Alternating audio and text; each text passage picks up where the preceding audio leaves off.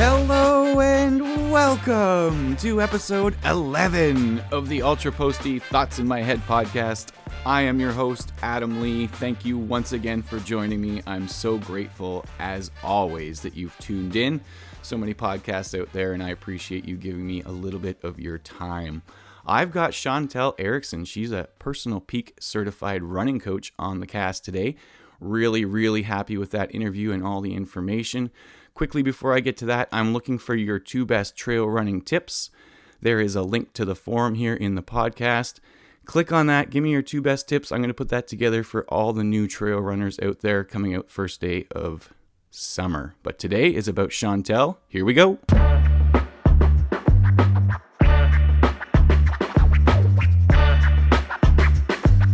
Today's guest is Chantelle Erickson. Chantelle, aka The Mother Runner, is a personal peak certified running coach, columnist for Canadian Running Magazine, and a great ultra runner herself as she's landed on the podium a couple of times.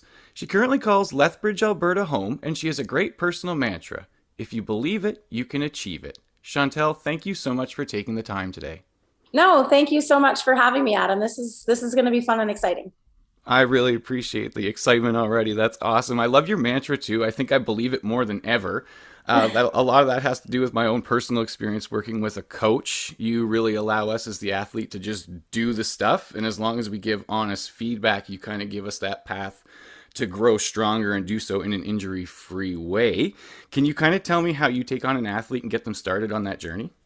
Yeah, for sure. So super unique. I coach with Personal Peak, and their kind of home base is out of Calgary. And so lots of different ways which people reach out to me. Sometimes I find an athlete through the sharing of things on my social media, and sometimes they're just generally Googling and looking for a coach, and Personal Peak comes up, and then, they'll go through coach bios and maybe somebody will pick me or select me. So it comes as like an entry to my email, and I do a chemistry call. So I get on a Zoom call and I do a chemistry call because, Adam, honestly, I think it's really super important that you have a vibe with your coach. And I think the number one thing is that you can trust your coach, that your personality meshes with your coach, and that your coach understands you and what your goals are. And this is a people job, and there's lots of things that get woven into coaching. Being an advice giver, being a support system, being a sounding board. And so I think it's really important for that athlete to know me and for me to share who I am. Also, I share kind of our Personal Peak philosophy. We have a philosophy. We have what we call the race car model. And so I share that. I kind of share how our coaching company in particular uses Polarized Running as our coaching method. And it's really important that athletes know and understand that, because it might be a change for them. Most of my athletes, it's a change to come in and train very polarized. And then also as well, we train by time at Personal Peak and not by mileage. And so that can be a real shift for people. So getting all that out front and kind of explaining the whys behind that is something that I do when someone's interested in working with me. Very cool. Could you get into the polarized thing a little bit? Yeah, sure. So I've been coached for several years. And when because I'm an athlete of Personal Peak as well, and I'm coached by Personal Peak, the owner. And it was new to me then too. And so the shift was learning to slow down in your running, to slow down in order to speed up.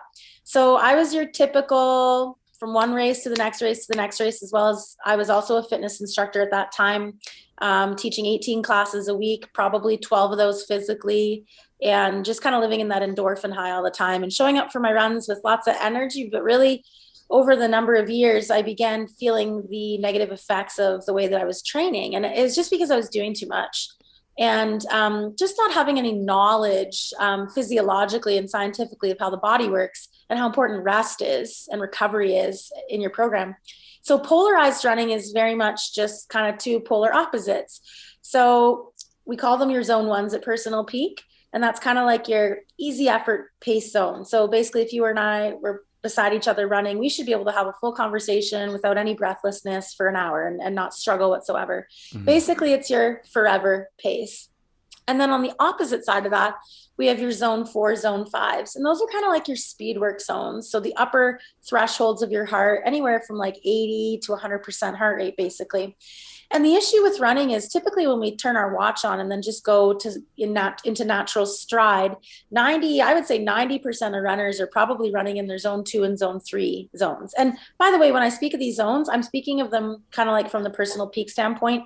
Our zone 1 might be, some other coaching companies kind of zone 2. So it just sort of depends. Coaching companies have different little mechanisms. Of course.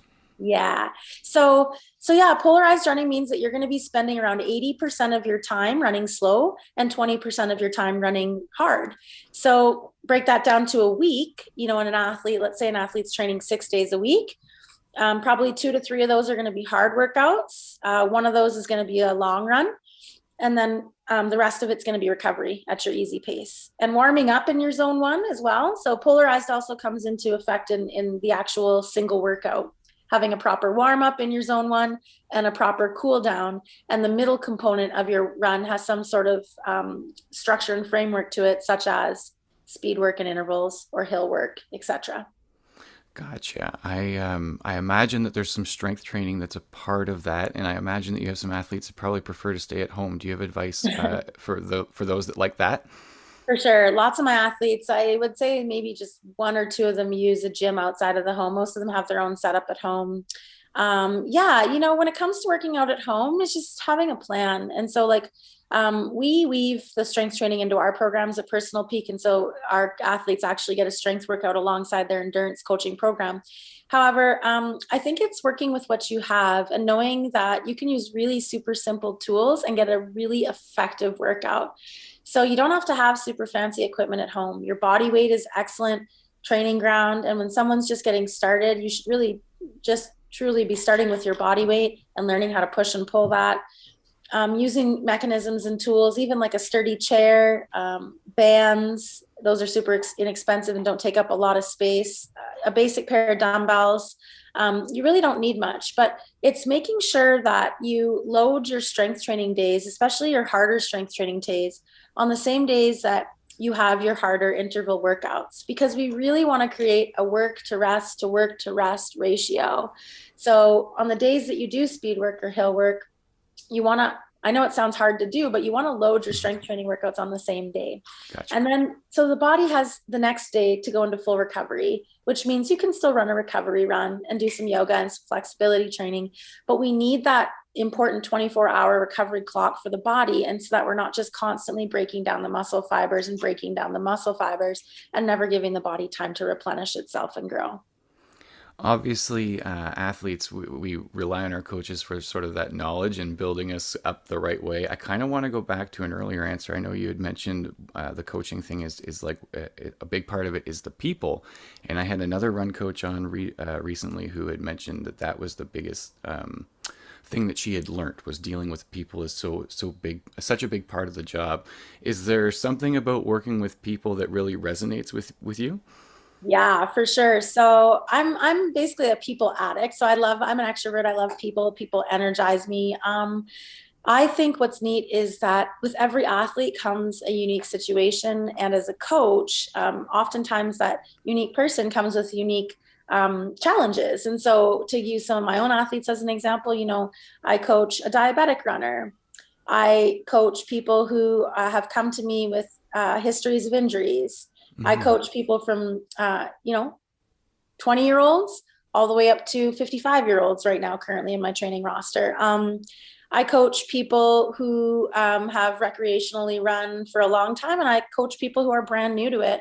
And so, the breadth of people keeps me on my toes as a coach. It keeps me in a position of constantly learning, which is really important as a coach. We're not perfect. We don't have all the answers, and it keeps us in the research mode and making sure we're staying up on top of relevant physiology and all that kind of stuff. And, staying in the loop with our athletes. But yeah, it really is a people job. And I think communication isn't the most important skill as a coach, and trust, because if you can build trust with your athlete and have a really great communicative relationship, then your athlete's not going to be afraid to tell you if they hurt something, or your athlete's not going to be afraid to tell you, what, this week's been really crappy and I've had a really low mental health week and just haven't been up on my game. And that's how we help you, and where I coach, I rejig programs all the time. It's pretty much every week I'm rejigging something. You know, I literally just answered an email before I hopped on with you.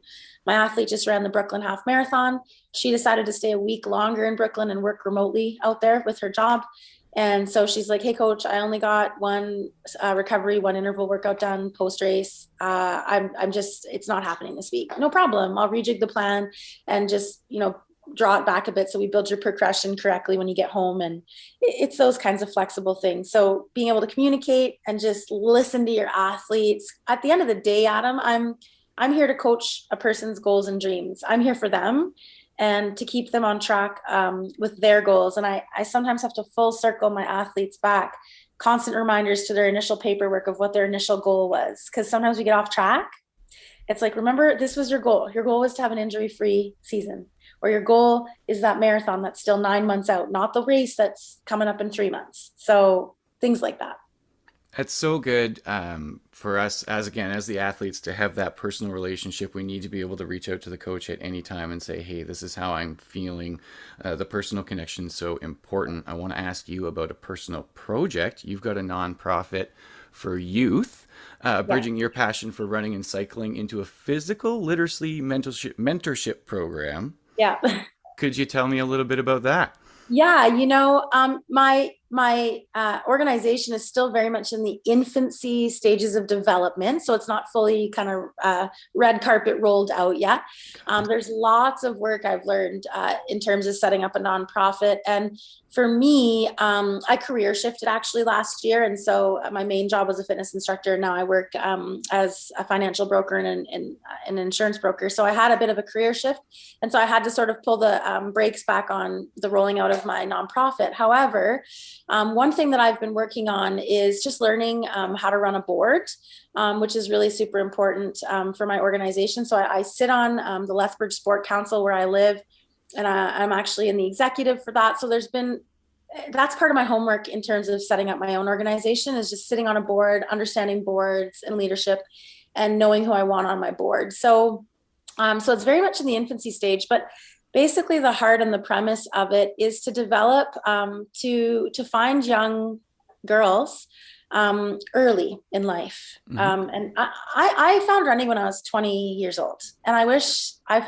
had sort of dabbled into it in high school, but I wasn't an athlete in high school. I was more of an academic in high school. Okay. And so I found athletics in my 20s recreationally. And so my desire is to reach girls at a younger age and stage, because I really believe that running is the best sport on the market.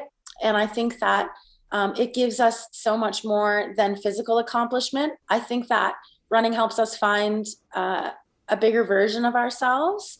And I want to give that to youth while they're young, because I really think that would give them a leg up in their 20s and in society, you know, in terms of understanding the possibilities out there and teaching them how to make big goals and break them down into small, sizable opportunities, like learning how to run, or learning how to trail run, or learning how to mountain bike, and learning, you know, physiology and work rest ratio, and how to properly train, and how to properly fuel your body with nutrition, and to have respect for your body, and to appreciate what your body can do and not the way your body looks. And that's my big thing with youth, is let's talk about our bodies in terms of like what we can do with our bodies, because they're amazing machines that we control from our brain center, and we power up from our mind. And so that's kind of the premise there, is to reach out while they're young, grab them while they're young, and then hopefully set them up for some even better success than I had. So that sounds incredible, Chantelle. I love the idea. Can you quickly tell us a little bit more about where people can work with you and hook up with you?